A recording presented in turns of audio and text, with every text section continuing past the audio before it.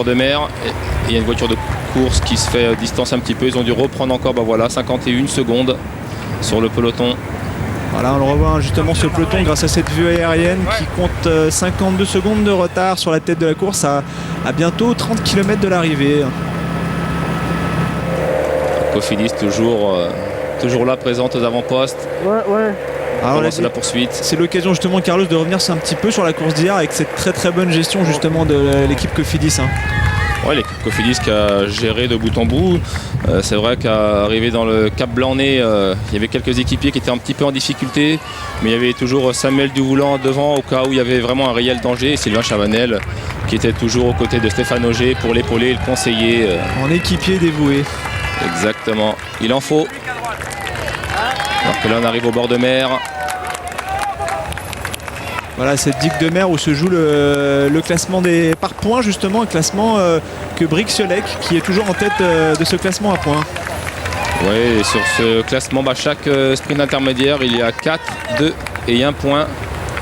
Et à l'arrivée, il y aura un peu plus de points. C'est pour ça que certains sprinteurs non plus ne font pas les sprints intermédiaires, puisqu'il y aura 20 points, 17 et 15 points sur les 3 premiers. Alors, on a vu des conditions de course très agréables avec beaucoup de monde dans la rue de Dunkerque à l'occasion de cette 6e et dernière étape. Et toujours ces relais pris par Guédon, pris par Sprick, Dion et encore Kritz qui joue à fond ce coup et s'est échappé qu'il mène depuis maintenant le début de la course.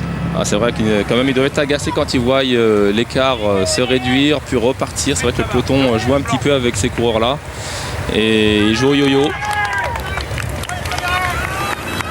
Mais ils ne se posent pas de questions. Ils continuent leur relais comme il faut. On ne sait jamais, une mauvaise erreur et un mauvais calcul du peloton. Et la victoire peut se jouer avec ces 4 hommes-là. Dans le peloton, il y a Landbook Credit qui roule pas mal. Ce sera peut-être justement pour essayer de placer Tom Stills, qui on sait était quand même et est toujours un grand spécialiste des sprints finaux. Ouais, Tom Stills, c'est le leader de cette formation. On les voit à l'écran là justement. Voilà, il a déjà gagné à maintes reprises des victoires. Il a été notamment champion de Belgique. Ayraud qui est également dans les bons coups pour défendre le maillot par points de Ciolek, l'Allemand qui est toujours en tête de ce classement, alors qu'on voit également l'Italien Scartelli de Quick Step avec son maillot à poids, maillot qui va le garder jusqu'à la fin. Ouais, on a vu Knaven quand même discuter avec les coureurs de Cofidis, ils n'étaient pas très contents parce que ceux-là ont laissé encore l'écart reprendre du temps, l'échappée reprendre du temps. Et là ils reviennent, ils veulent vraiment réduire cette échappée et revenir pour le sprint final. Et oui, c'est stratégique, chacun va jouer un petit peu pour ses intérêts, c'est la règle du jeu aussi, on le rappelle. Exactement, on va pas faire le travail pour les autres non plus. Voilà, alors qu'on le voyait, les Landbook Credit qui attaquent, qui veulent reprendre ce retard, alors qu'on voit là justement ces poursuivants avec Bergès et Robin, toujours ensemble, qui s'entraident pour revenir sur la tête de la course à maintenant 29 km de la fin et de l'arrivée. Ça va être difficile pour ces deux hommes-là maintenant, ils vont sûrement se faire reprendre par le peloton. Ils ont quand même tenté quelque chose. C'est vrai que quand ils sont sortis du peloton, ils étaient à 14 secondes. Malheureusement, les 4 hommes de tête ne les ont pas attendus. Et ça va être une échappée un petit peu condamnée. Ouais, on l'a vu tout à l'heure, leur retard n'a pas été comblé par rapport au groupe de tête avec toujours 30 secondes de différence, alors que le peloton, lui, est à 42 secondes derrière. C'est vrai que ça va être difficile, d'autant plus que Landbook Credit a mis les bouchées doubles à ces derniers mètres. Landbook Credit qui va vouloir avoir à faire un sprint massif pour Tom Stills, le leader de cette formation.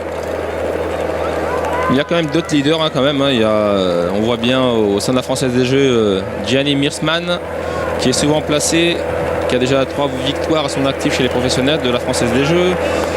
Chez la Bouygues Télécom, il y a Ronnie Macias, Jérôme Pinault. On peut voir au Crédit Agricole Tourushov, l'un des meilleurs sprinteurs mondiaux, avec Mark Renshaw. Le Norvégien, on ne le présente plus, justement, Tourushov qui avait fini deuxième l'autre jour de l'étape derrière Meersman, deuxième au sprint. Exactement, qui se cherche un petit peu encore sur ces 4 jours de Dunkerque, qui finit sa préparation un petit peu pour le Tour de France aussi. On a aussi Jimmy Casper d'Agri-Tubel, Ciolek au niveau de Height Road, Jean-Patrick Nazon au niveau d'AG2R La Mondiale, et bien sûr Gerd Stigmans de la Quick Step qui a gagné la 2e étape de ces 4 jours de Dunkerque. Alors qu'on revient justement à l'écran là avec cette tête de la course applaudie par les nombreux spectateurs présents sur les bords de la route à Dunkerque. Une tête de la course qui ne compte plus que